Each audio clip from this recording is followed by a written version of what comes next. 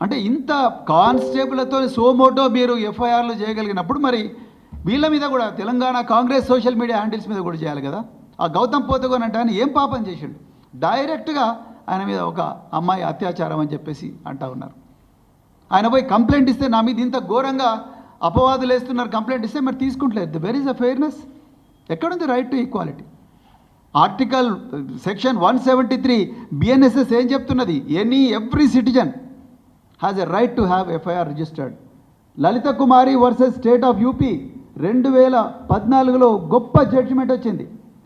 ఏ సిటిజన్కైనా pollution పోతే ముందు FIR issue చేయండి, దాని తర్వాత ఇన్వెస్టిగేట్ చేయండి, తప్పని రాయండి, రైతు అయితే మీరు అరెస్ట్ చేయండి అని చెప్పిండ్రు. మరి ఎందుకు మీరు చేయడం లేదు? అంటే ఇవన్నీ కూడా ఇందులో తెలంగాణలో ఇప్పుడు ఏం జరుగుతుందంటే రేవంత్ రెడ్డే బాధితుడు, రేవంత్ రెడ్డే ఫిర్యాదుదారు, రేవంత్ రెడ్డే పోలీస్ ఆఫీసరు, రేవంత్ రెడ్డే ఇన్వెస్టిగేటరు, రేవంత్ రెడ్డే క్లోజ్ టీమ్, రేవంత్ రెడ్డే మెజిస్ట్రేట్ అయిపోయాడు, రేవంత్ రెడ్డే జైలు వార్డెన్ అయిపోయాడు, జైలు సూపరింటెండెంట్ అయిపోయాడు, రేవంత్ రెడ్డే తలార్ అయిపోయాడు. అన్నీ ఆయనే చేస్తున్నాడు.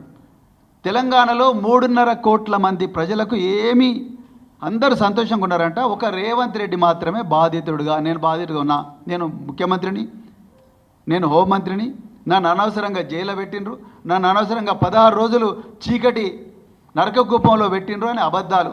మళ్ళీ అదే ABN Andhrajyothi open heart with ఆర్కేలోనేమో నన్ను అందరు మంచిగా చూసుకున్నారు. నాకెవరో ఆయన పేరు ఉండే మల్లయ్యనా నాగయ్య అనే ఒక దళితుడని ఆయన నాగయ్య ఒక మాదిగ సమాజానికి చెందిన వ్యక్తి అంటూనే ఉన్నాడు, మళ్ళీ వాడు అంటున్నాడు. ఇదేనా భూస్వామ్య విధానం? అంటే ఇది కాకపోతే ఏంది రేవంత్ రెడ్డి? ఒకవైపు ఏమో నాగయ్య నాకు మంచిగా వంట వండిండు అంటావు, ఇంకోసారి వాడు అంటావు, రెండోదేమో నేను పైన కూర్చున్నా వాడు కింద కూర్చున్నాడు అంటావు. వాడు ఆయన మరి ఇక్కడనే మళ్ళీ అసెంబ్లీ సాక్షినేమో నేను మాదిగోళ్ళు మేమందరం కూడా కలిసే ఉంటాం అంటారు. ఏంది అసలు ఏం జరుగుతున్నది ఇక్కడ?